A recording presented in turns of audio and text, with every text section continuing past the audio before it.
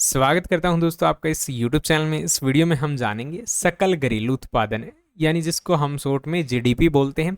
इसकी full form होती है ग्रोस डोमेस्टिक प्रोडक्ट, यानी हिंदी में कहें तो सकल घरेलू उत्पादन। इसका मतलब क्या होता है, इसकी डेफिनेशन क्या होगी, सारी जानकारी आपको इस वीडियो में मिलेगी।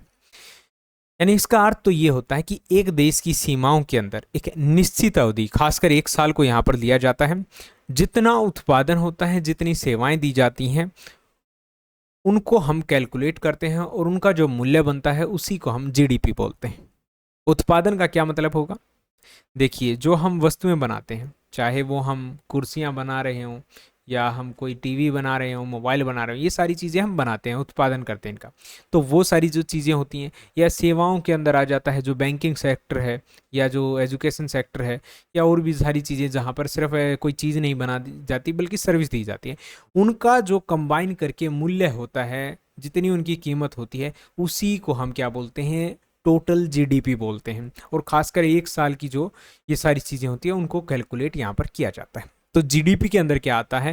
कंजप्शन आता है, कि हम कितनी जो है चीज़ों का प्रयोग करते हैं, जो हम इन्वेस्टमेंट करते हैं पैसे के माध्यम से वो हम कितना करते हैं, साथ ही जो सरकार है हमारी वो कितना पैसा खर्च करती है, और साथ में हम जो एक्सपोर्ट इंपोर्ट है इसको हम इस तरह से देखते हैं। एक्सपोर्ट का मतलब है जब हम बाहर जो है सामान बेचते हैं, मतलब सामान बेचते हैं, पैसा भारत में आता है। इंपोर्ट का मतलब है जब हम सामान बाहर से खरीदते हैं, पैसा बाहर भेजते हैं। तो यहाँ पर इंपोर्ट में से एक्सपोर्ट हम घटा लेंगे, तो उसके बाद जो पैसा बचेगा उसको अगर हम सारे को हम जोड़ देते हैं तो वो हमारी क्या बन जाती है, जीडीपी बन जाती है।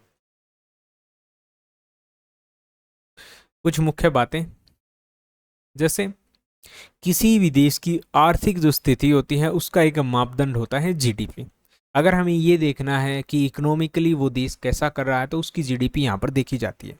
जैसे इंडिया की अभी जीडीपी है 4.2 ट्रिलियन डॉलर।